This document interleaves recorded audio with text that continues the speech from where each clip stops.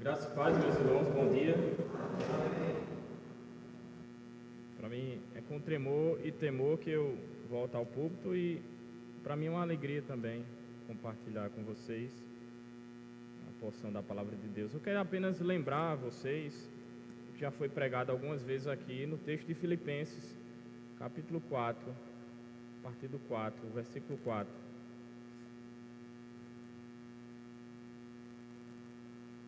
Filipenses 4, do 4 até o 9.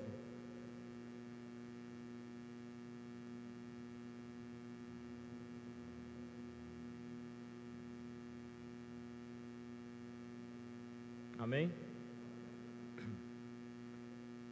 4 diz o seguinte: alegrai-vos sempre no Senhor, outra vez vos digo, alegrai-vos. Seja a vossa moderação conhecida de todos os homens, perto está o Senhor.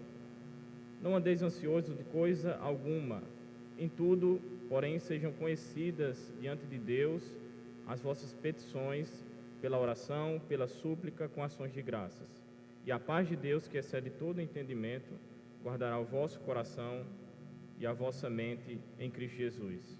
Finalmente, irmãos, tudo que é verdadeiro, tudo que é respeitável, tudo que é justo, tudo que é puro, tudo que é amável, tudo que é de boa fama, se alguma virtude há, se algum louvor existe, seja isso que ocupe o vosso pensamento.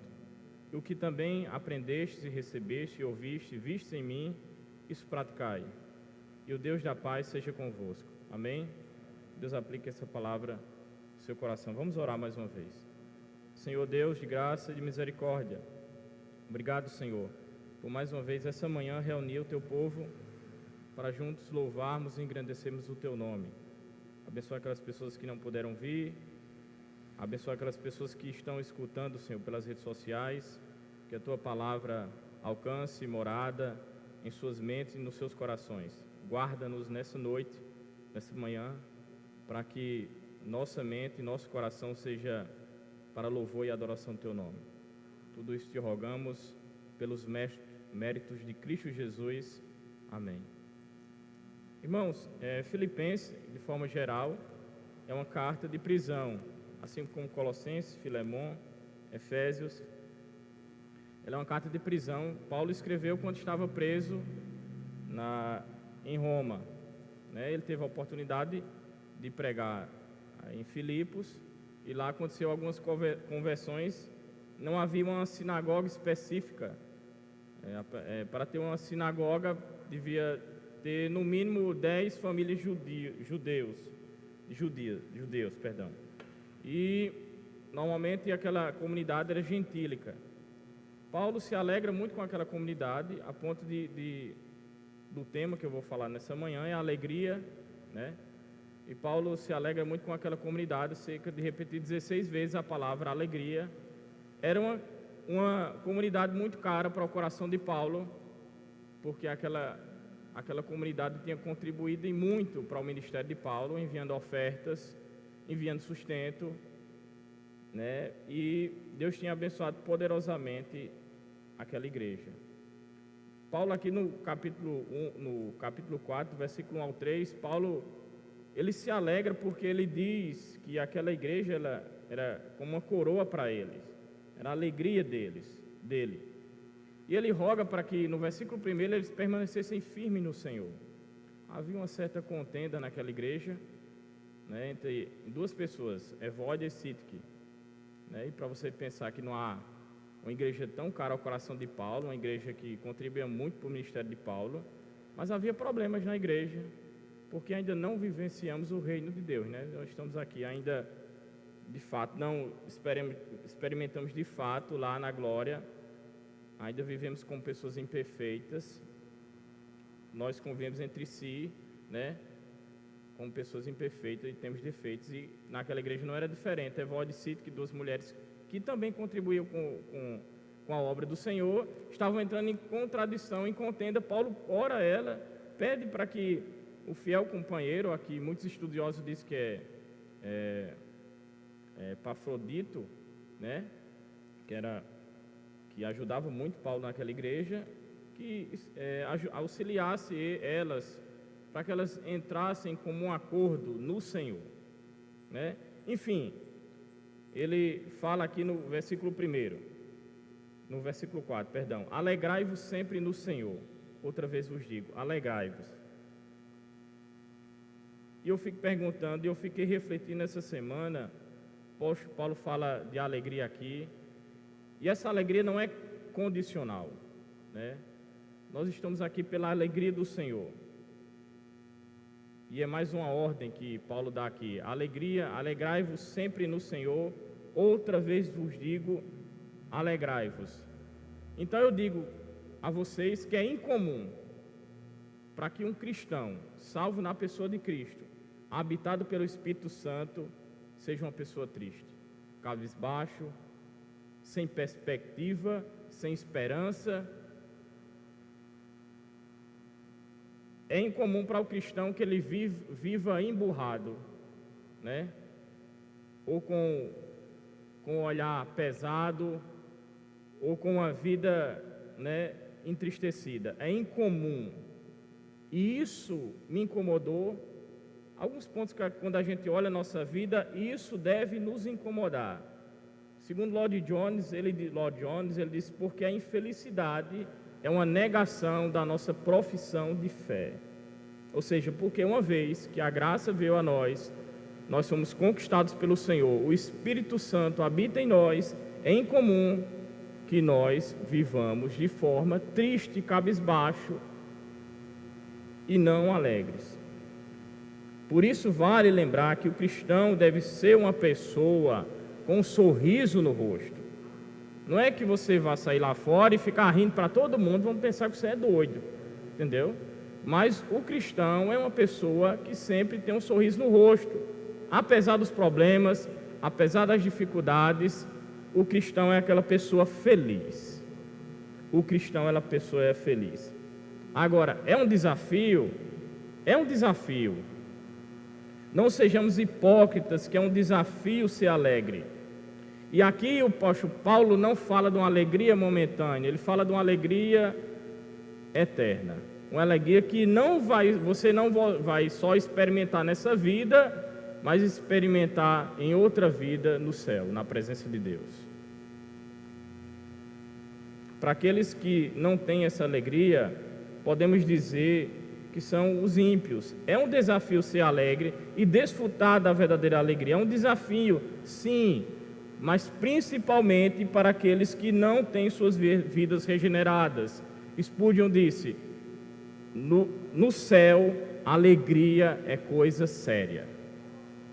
Imagina aí, está na presença de Deus e não está alegre. Está na presença do Todo-Poderoso, o Senhor da alegria, e não está alegre. Eu sei que a antipatia, o desânimo, a ansiedade, a tristezas estão presentes na nossa vida, sim. Sim. Somos ainda cercados por 3 grandes inimigos. Eu sempre falo aqui, o mundo, a carne e o diabo. A carne que tenta nos assediar para que venhamos pecar contra o Senhor. Pelo mundo caído em injustiças, os falsos deleites, e pelo diabo que constantemente nos oferece a pseudo-alegria. E glória a Deus que estamos aproveitando esse momento aqui hoje, porque estamos desfrutando da verdadeira alegria, que é estar na presença do Senhor. Indubitavelmente o Senhor está conosco nessa manhã. Indubitavelmente o Senhor está com cada um de nós, guardando nossa mente e nosso coração. Porém, as falsas alegrias devem ser combatidas. O mundo, a carne e o diabo devem ser combatidas. Pelo quê? Pela nossa satisfação na pessoa de Jesus Cristo. Só nele nós podemos desfrutar da verdadeira alegria sem impedimentos. Mas algumas coisas me chamam a atenção sobre esse texto. Alegrai-vos sempre no Senhor. Outra vez vos digo. Primeiro, qual a fonte da sua alegria? O que te deixa alegre? Quando você vê sua conta bancária, que está recheada, quando você olha, você conquistou aquele seu carro, né? E você desfruta dele. quando você consegue aquele concurso, aquele emprego tão desejado, quando você está com sua família feliz, quando a saúde vai bem, quando o emprego vai bem, vai tudo de vento em popa. Esse é o sentido de tua alegria? Paulo aqui ele tem outro sentido para a nossa alegria. Ele diz: alegrai-vos sempre no Senhor. Outra vez eu digo: alegrai-vos. Primeiro, está aqui no imperativo, o verbo é imperativo, é uma ordem.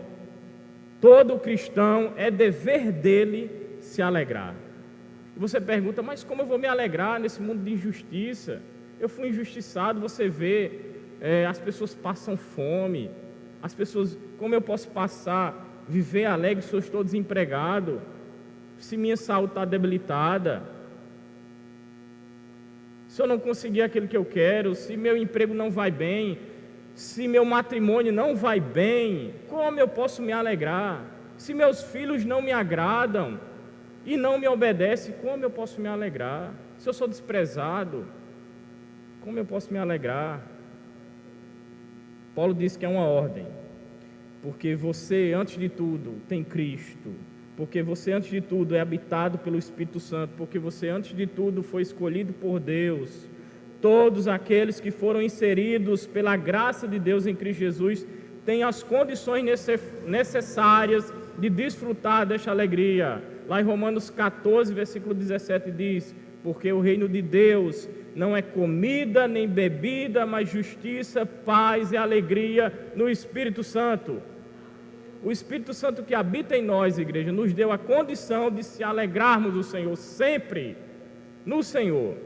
Segundo ponto, porque essa alegria não depende de homens, não depende de homem nenhum. Nenhum homem tem poder suficiente para proporcionar alegria em você. Nenhum homem tem poder suficiente para lhe proporcionar alegria eterna. Nenhum homem. Somos miseráveis e pecadores, carentes sempre da graça de Deus. E nossa condição era de impossibilidade de chegar e ter acesso a Deus. Essa era a condição do homem. Quando você vê aquele homem que ainda não conheceu a graça do Senhor, dizia ele: veja que beleza, veja que som belo, enxergue, tente perceber. Se você diz para um homem caído, morto em delitos e em pecados, e você disser a ele: veja que beleza, ele não vai conseguir ver a beleza que você está vendo. Ele não vai conseguir entender o que Deus fala com você, por meio das Escrituras. Ele não vai conseguir liberdade, ande até ali e seja livre. Ele não vai ter condições porque ele está morto. Então nenhum homem pode nos proporcionar alegria eterna. Essa é a condição que a queda, o pecado nos legou à morte. Nenhum homem morto em delitos e em pecados vai produzir alegria em seu próprio coração. E quando eu olho na internet e vejo aqueles pregadores da autoajuda, que você pode fazer isso, que você pode fazer aquilo, para você conseguir isso ou aquilo, para você conseguir chegar a Deus e ter uma felicidade, você não vai conseguir, porque o pecado nos levou a uma condição mortal, porque não há fome e sede de justiça naquela pessoa que está caída em delitos e em pecados. Então nenhum homem caído em delito e em pecado pode lhe proporcionar uma verdadeira alegria. Olha o que Jesus fala lá em Mateus 5: bem-aventurados que têm fome e sede de justiça. A palavra bem-aventurado em outros termos significa macários, ou seja, parabéns, você conseguiu. Agora você tem fome e sede de justiça. Para quem Cristo está falando isso? Para a igreja agora que tem fome e sede de justiça.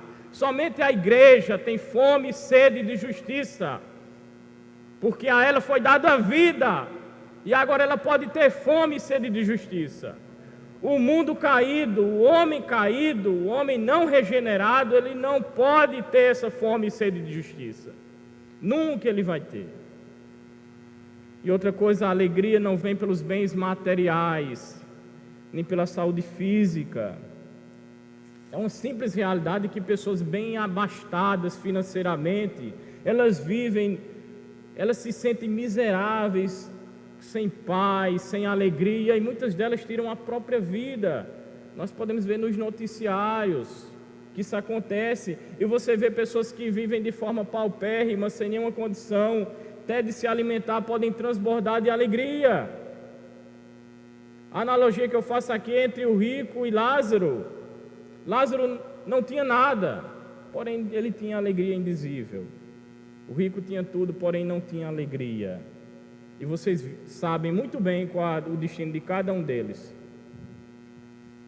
São coisas valorosas, irmãos, a ser buscadas. Um trabalho para você sustentar a sua família, você cuidar da sua saúde, cuidar das suas finanças, cuidar da sua família, se preocupar com a segurança dos seus filhos, se preocupar com sua saúde física e emocional. Isso é importante, são coisas valorosas para serem buscadas.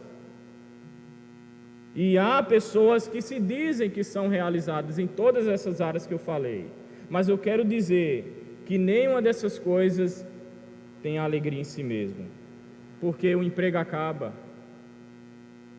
Um dia as pessoas vão embora.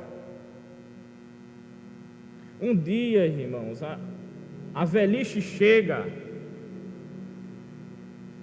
a saúde vai embora, outra pessoa toma seu lugar no trabalho, o dinheiro acaba, um dia as rugas vêm, o cabelo branco vem, um dia você não pode fazer os mesmos exercícios que você fazia outrora, um dia essas coisas chegam, porque Deus quis mostrar todas essas coisas que é passageiro. E não vai chegar tempo que não haverá mais força nem vitalidades. E quando os problemas surgirem nas famílias, surgem também o desespero. E se sua alegria estiver fundamentada só nessas coisas, então a alegria morreu. Por isso que a alegria não depende de outro ponto, não depende das circunstâncias e não depende de meios externos. Ela não é condicional e temporal. Essa é a alegria que Paulo fala. Lembre-se que Paulo aqui estava preso na masmorra, não sabendo seu destino, somente sabendo o que esperava para ele, que ele fala lá em Atos 20, cadeias e tribulações. Aqui esse homem está preso. Então, qual a condição de Paulo aqui? De preso. Então a igreja também vivia sob perseguições. Então a alegria não depende de nenhum planejamento terrestre. Ela não é planejada aqui, a alegria verdadeira. Um dia as provas vão bater na nossa porta, meus irmãos, e ela vem sempre. E onde estará a tua alegria? Paulo sabia onde estava a alegria dele. E ele quer dizer, como falou cerca de 16 vezes aquele povo tão amado por Paulo, alegrai-vos sempre no Senhor. Outra vez vos digo, alegrai-vos, eu estou preso aqui. E ele vai falar no capítulo 1, versículo 12, eu quero certificar-vos que as coisas que me aconteceram antes contribuíram para o progresso do Evangelho. Ou seja, ele sabia de onde vinha a alegria dele. Ele podia estar preso, limitado àquelas cadeias, não podendo ver sua igreja amada, não tendo a liberdade, mas ele sabia que a alegria não se resumia a isso, a alegria não se resumia a ter coisas, não se resume pelas circunstâncias. Paulo passou por muitas coisas, ele vai dizer, alegrai-vos sempre no Senhor, ou seja, a nossa alegria vem do Senhor Jesus, sempre. Hoje, amanhã, semana que vem, mês que vem, ano que vem, se Deus nos permitir, a alegria sempre estará no Senhor. Ela é atemporal, ela é eterna, e do nosso relacionamento com Ele. Então podemos afirmar que nossa alegria não é circunstancial, não depende de homens. ela não depende do tempo, ela não depende das nossas provas, ela não depende das nossas dificuldades. A nossa alegria está no Senhor Jesus Cristo. É por isso que o adoramos. É por isso que nós temos o entendimento que nós nos deslocamos até aqui para adorar juntos, sabendo que é no Senhor que está a nossa alegria. Que pode nos faltar o pão, pode nos faltar a locomoção, pode nos faltar a saúde, mas nossa alegria está no Senhor. Você já se sentiu realizado, né, e confiante com uma pessoa que está sempre ao seu lado, né? Essa pessoa cuidando de você, lhe amando verdadeiramente, se preocupando com você. Você quer estar perto daquela pessoa. Você não tem outro sentimento senão estar perto daquela pessoa, que ela esteja ao seu lado, que ela estando ao seu lado, ela lhe faz bem, ela não lhe faz mal. Pois bem, pessoas importantes nas nossas vidas causam esse sentimento, nos faz sentir assim importantes, sentindo amados. Eu digo que o próprio Senhor Jesus está ao lado da sua igreja e dizendo: alegrai-vos em mim, alegrai-vos sempre no Senhor. O Senhor nos manda nos alegrar nele. E quem está dizendo para alegrarmos nele? É o Senhor Jesus, o Todo-Poderoso. É o Senhor da nossa salvação, aquele que mais nos ama em toda a face da terra, aquele que pagou alto preço no seu lugar. É o Senhor da paz e a fonte de toda alegria. É aquele que nos manda beber de uma água que não vai ter fim sobre a nossa vida. É essa alegria que o apóstolo Paulo fala. E sempre estará com ele, com Jesus. Por isso, como nós devemos nos lamentar por nossos pecados, como nós devemos nos lamentar, porque o pecado nos afasta do Senhor. Eu tenho certeza que Ele garantiu que nunca ia nos abandonar. Então nós temos a nossa alegria no Senhor. Então a alegria está conosco. Lord Jones disse mais uma vez: a única maneira de ser feliz em Cristo é sentir desesperadamente infeliz sem Ele. Nós temos que estar aqui na igreja, não pelo que Deus pode nos dar, mas pelo que Ele é. Ele é Senhor sobre nossa vida. Ele que nos proporciona essa alegria. Ele que nos dá a alegria de ver. Eu não estou sendo hipócrita, irmão, que quando você ganha uma coisa, você se alegra. Quando você vê seus filhos se dando bem, você se alegra. Quando você olha e vê seus filhos caminhando com o Senhor, você se alegra. Quando você vê seus filhos bem formados, bem casados, desfrutando bem da vida, você se alegra. Mas essas coisas não são fim em si mesmas.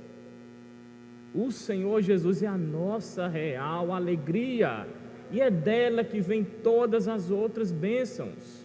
É no Senhor. E por último, ela não pode ser perdida. Talvez nós temos nossa alegria enfraquecida em certos tempos.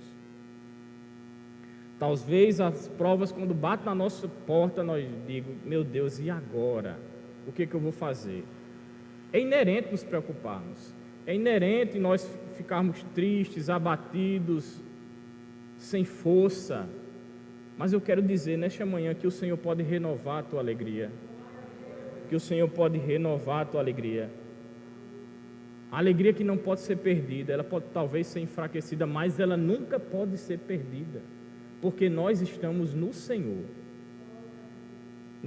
Olha o que o salmista disse. Quando ele pecou, e ele ora a Deus e diz, no Salmo 51, versículo 12: restitui-me a alegria da salvação e sustenta-me como espírito voluntário. Essa é a oração de Davi: Senhor, restitui-me a alegria da tua salvação. Ou seja, ela não pode ser perdida, por isso que ela é restituída. E constantemente o Senhor tem nos amado, e tem nos guardado, tem nos livrado, e tem restituído essa alegria. O Provérbios 10, 28 vai dizer: a esperança do justo é a alegria, mas as expectativas do ímpio perecerá. Nós sabemos em quem temos crido. Nossa ida à igreja, nossa ida ao quarto, nossa ida à leitura bíblica, nossa ida à oração, é uma ida à esperança. Em meio às dificuldades, é uma ida à esperança. Nós estamos indo à fonte de toda alegria, de todo sustento. E como manter essa alegria? Como manter essa alegria? Estando no Senhor, primeiro ponto. E ele dá duas opções aqui, uma positiva e outra negativa. Versículo 5: seja a vossa moderação conhecida de todos os homens, perto está o Senhor. O apóstolo Paulo fala de duas atitudes que devemos tomar. Uma é a moderação, ou seja, o que significa moderação? Autocontrole. É talvez citando o problema de Evode e Sitque,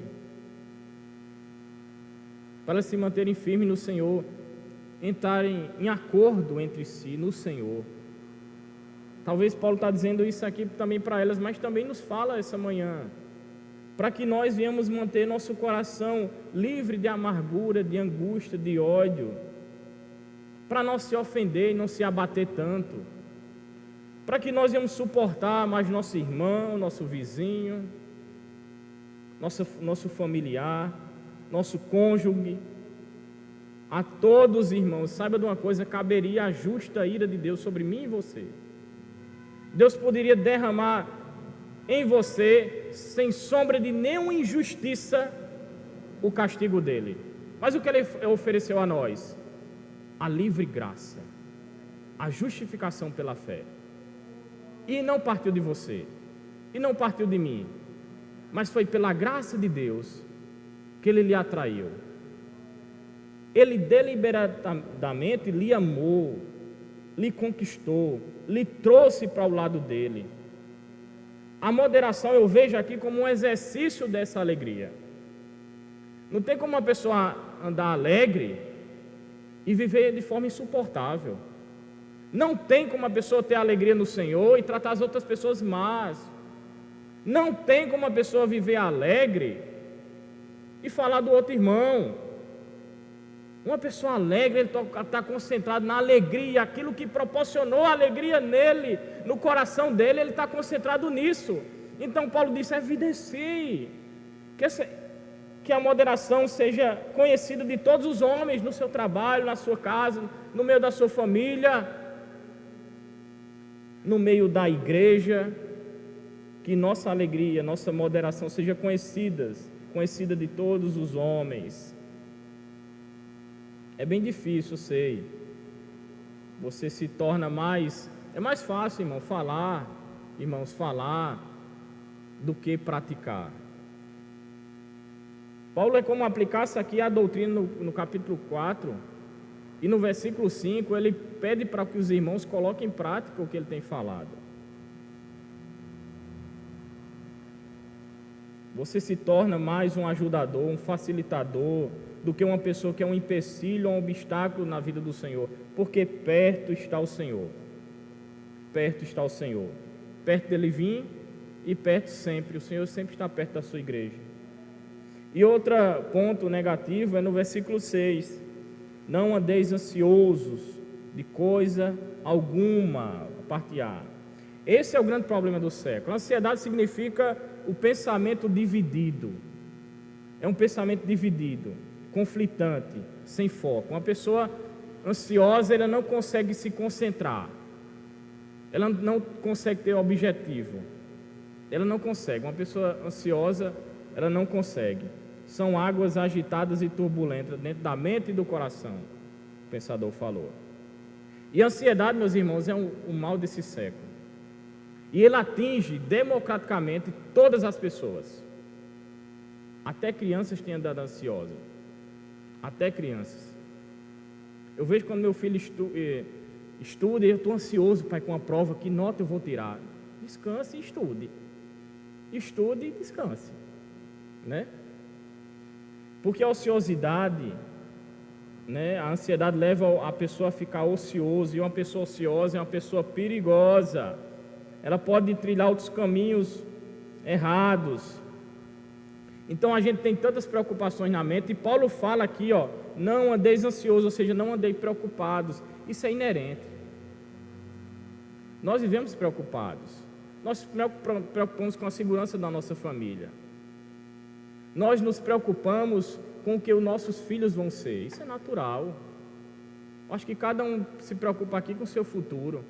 Como você vai sustentar a sua família, como você vai conseguir aquele emprego, né? Como você vai poder manter sua saúde, ou quando a saúde está debilitada, como você vai agora tentar restaurar a sua saúde. Isso são pontos preocupantes. Há também os problemas diversos que nos assolam em nossa família, em nossa igreja e nas pessoas que amamos. Talvez, irmãos, é quase impossível não se preocupar. Quando você olha em sua volta, vê como o país anda, vê como o mundo anda, vê como os costumes e valores andam, que o certo se tornou errado e o errado se tornou certo, que a justiça foi tomada pela injustiça, e que você não sabe mais o que é justiça aplicada aqui aos homens, nesse mundo. Isso lhe deixa preocupado. Você não sabe se você vai sair de casa e vai voltar. Você não sabe se vai fazer um check-up normal para ver como sua saúde está e dizer, você tem tantos dias, aqui é terminal. Você não sabe. Isso nos preocupa, sim ou não? Sim, isso nos preocupa. Mas até que ponto isso tem sido prejudicial em nossa vida? Tem tirado o nosso foco no que é essencial e colocado naquilo que é supérfluo.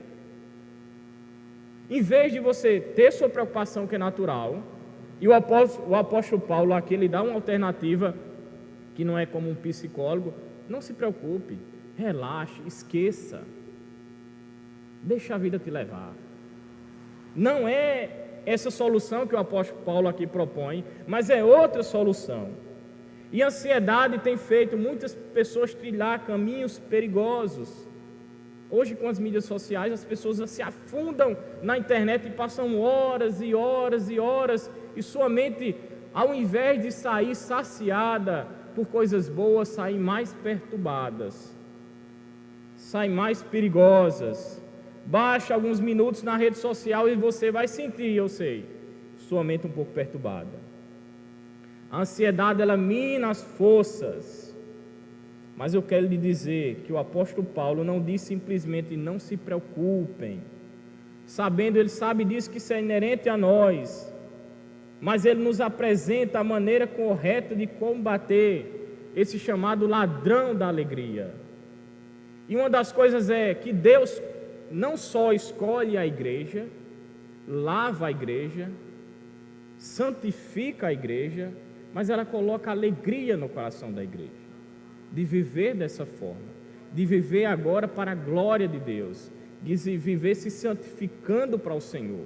E não, ele agora ignora o pecado, ele agora rejeita o mundo, ele anda na contramão do mundo. E eu quero dizer que Deus proporciona à sua igreja essa alegria de viver, e através dessa alegria ele promove para a igreja os meios de graça, para que sua igreja possa experimentar, mesmo por meio das circunstâncias, uma alegria indizível, indelével e eterna, que não pode ser dividida, que não pode ser rompida e que não pode ser destruída. E a alegria está na forma sempre da vida que nós possuímos. E a vida, a alegria de viver sempre está na vida que possuímos. Você vê uma pessoa que está drogada, ele sempre procura aquele escape. Quando acaba a droga, ele perde a alegria de viver. Quando a pessoa deposita seu coração no dinheiro, quando acaba o dinheiro, ele perde o quê? A alegria de viver.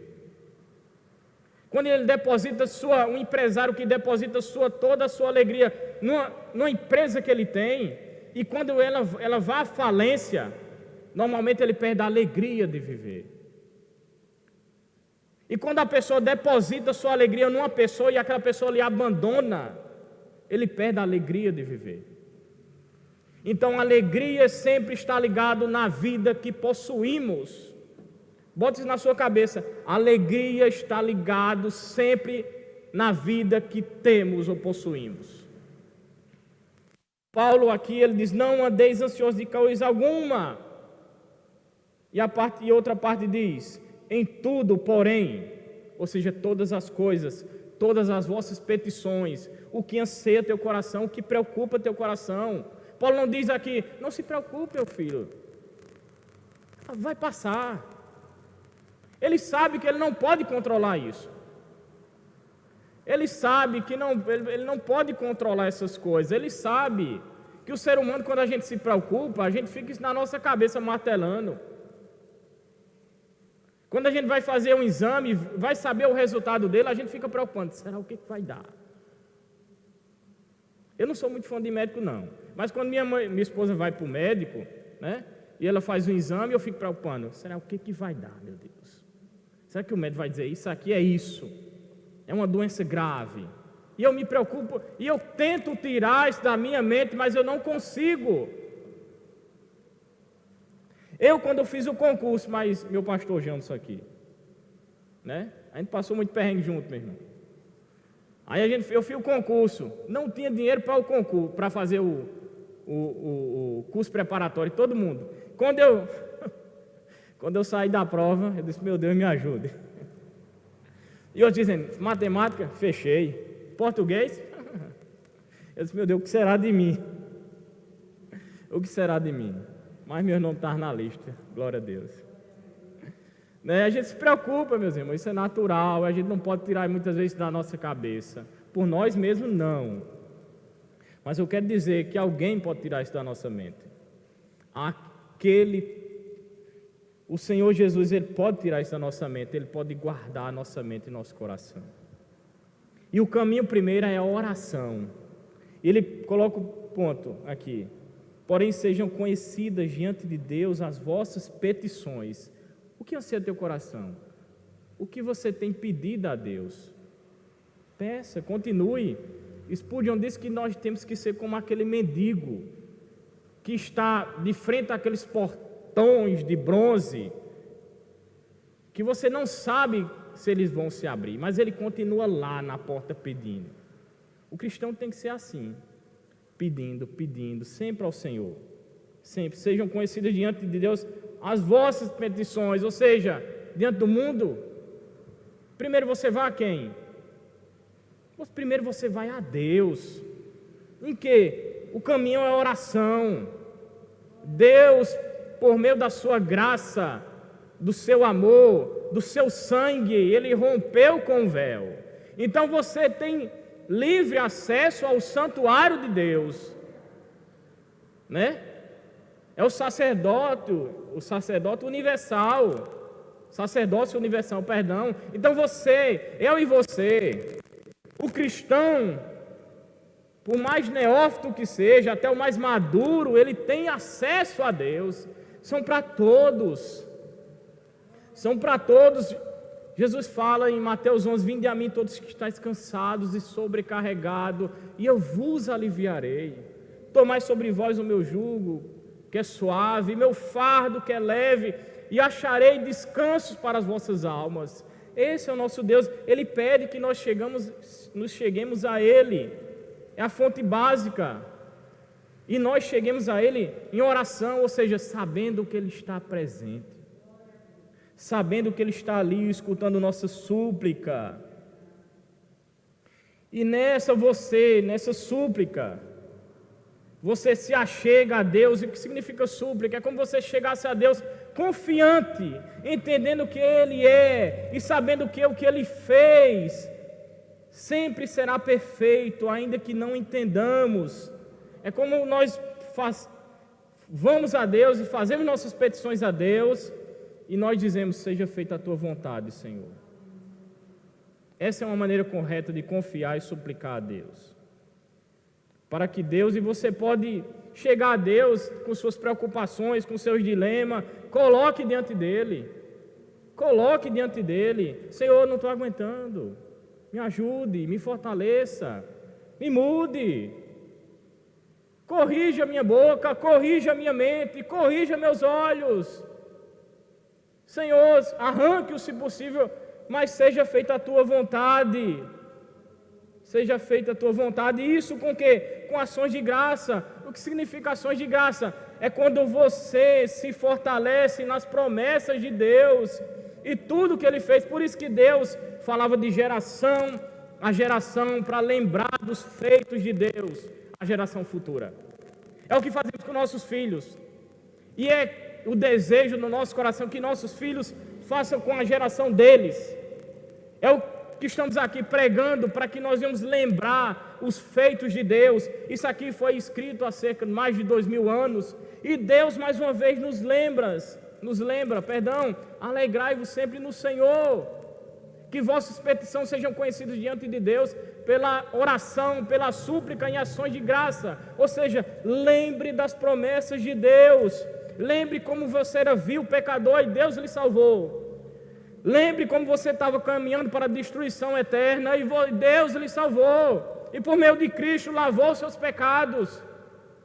Lembre-se que Ele lhe amou tanto que sangrou das 3 às 9, das 9 da manhã às 3 da tarde. Por amor a você, para a glória de Deus.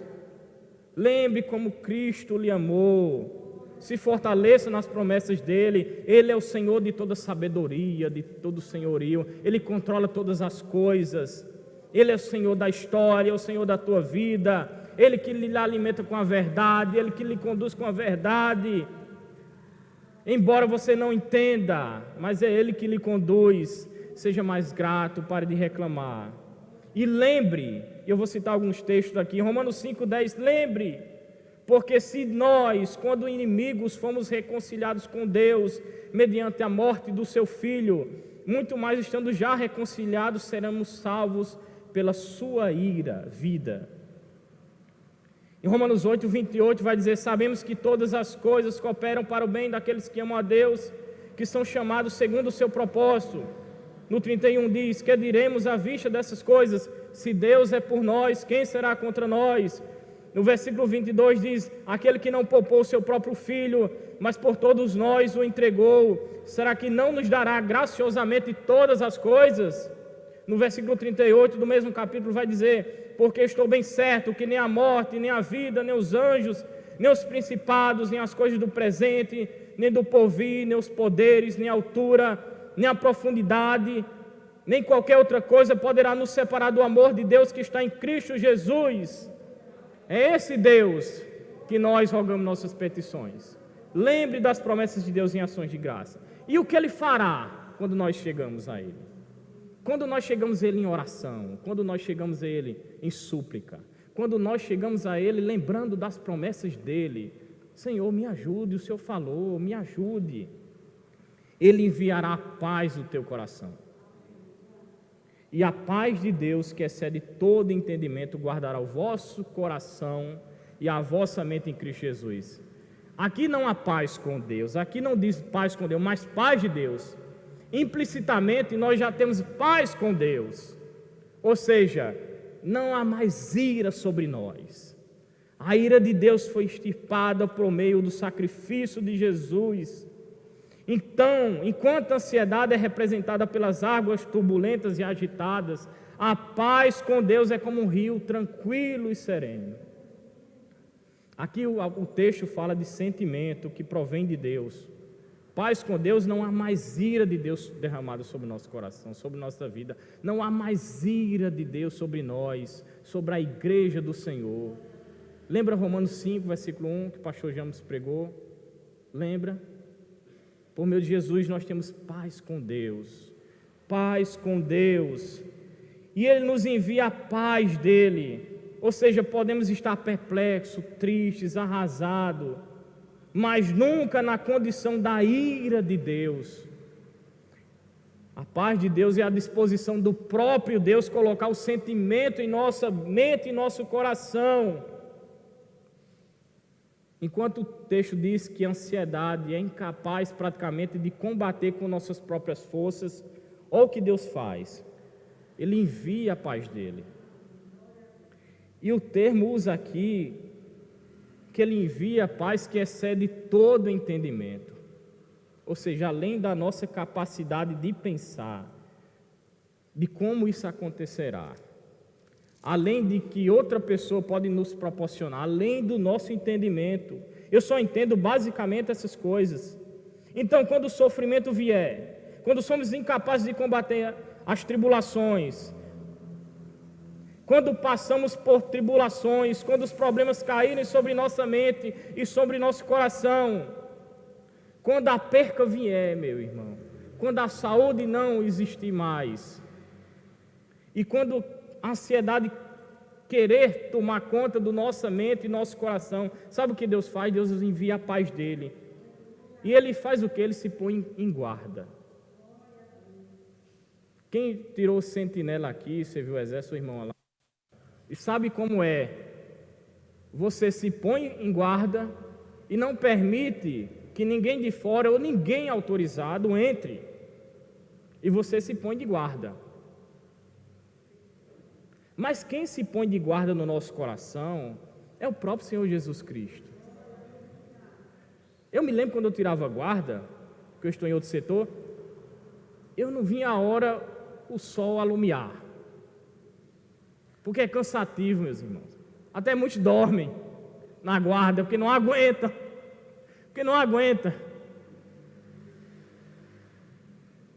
Mas quem se põe em guarda o nosso coração é o próprio Senhor Jesus. Ele diz: a paz de Deus que excede todo entendimento guardará o vosso coração e a vossa mente em Cristo Jesus. Olha quem nos guarda, é o Senhor. Olha o que o Salmo 121, versículo 4 em diante diz: é certo que não dormita, nem dorme o guarda de Israel. O Senhor é quem guarda você. O Senhor é a sua sombra à sua direita. De dia não lhe fará mal o sol, nem de dia a lua. O Senhor guardará você de todo mal, guardará a sua alma. O Senhor guardará a sua saída e sua entrada, desde agora e para todo sempre. Aquele que começou a boa obra há de guardá-los até aquele grande dia.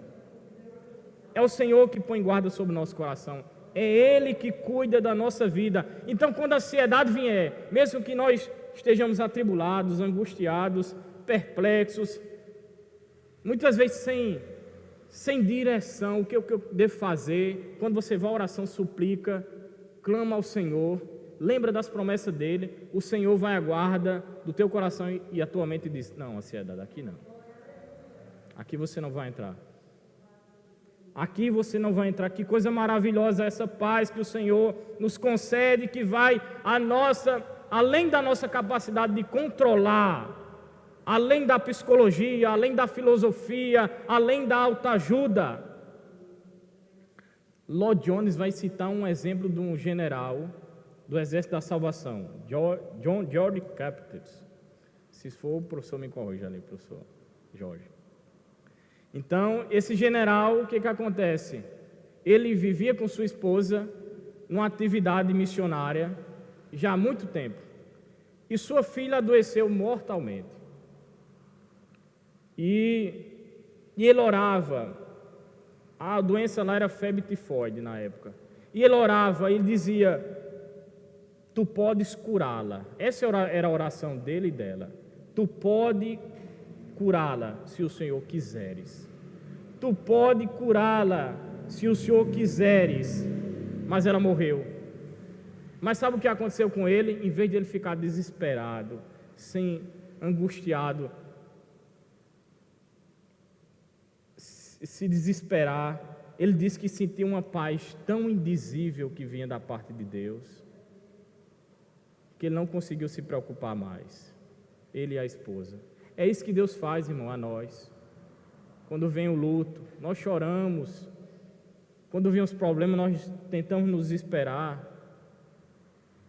Mas quando nós vamos a Deus em oração, em súplica, lembrando que Ele tem cuidado de nós, o Senhor envia essa paz.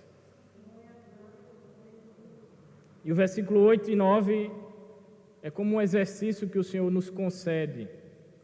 Finalmente, irmãos, tudo que é verdadeiro, tudo que é respeitável, tudo que é justo, tudo que é puro, tudo que é amável, tudo que é de boa fama, se alguma virtude há, se algum louvor existe, seja isso que ocupe o vosso pensamento. Sua mente deve ser preenchida pelas coisas do alto. Onde você vai encontrar tudo que é verdadeiro, tudo que é respeitável, tudo que é justo, tudo que é puro, tudo que é amável na política?